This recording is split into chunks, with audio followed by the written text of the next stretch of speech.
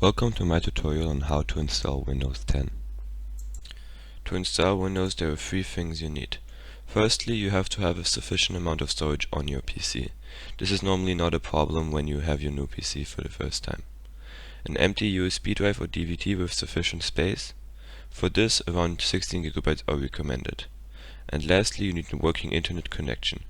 This can be via LAN or Wi-Fi.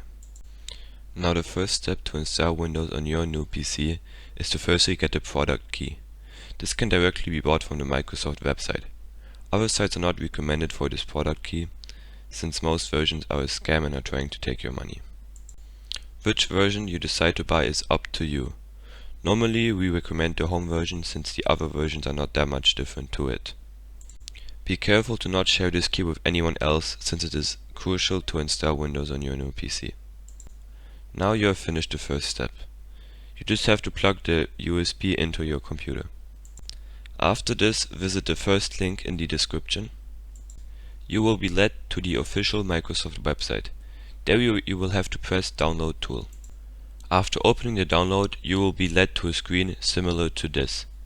You will be able to select between Language, Edition and Architecture. For Architecture, we always recommend 64-bit. 32-bit are only recommended for personal reasons. The language is up to you, while the edition is Windows 10, Home, Pro or Work. It is important to check again which version you purchase to ensure that you download the right edition for your PC.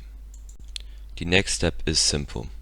There you will be allowed to choose which media you want to use. If you have prepared the USB drive, select the USB option. You may also have a DVD, that is fine as well. When you press on the USB flash drive option, you will be able to select your USB flash drive at the bottom. Select this and press Next. After this it will begin the download. Just wait, and when it says it is finished, unplug the USB and plug it into your new PC. Now we can start it with the installation progress. Now you should start or restart your PC. While it is in the starting or restarting progress, you should be able to see a message which tells you which button to press to get into the BIOS settings. Press this button. If you do not see this button, then check with your manufacturer of your motherboard to find out which button to press. The next step is to select your boot media. For this, go onto Boot in your BIOS settings and select as the first boot option your USB drive. After this, you simply exit and save your BIOS settings.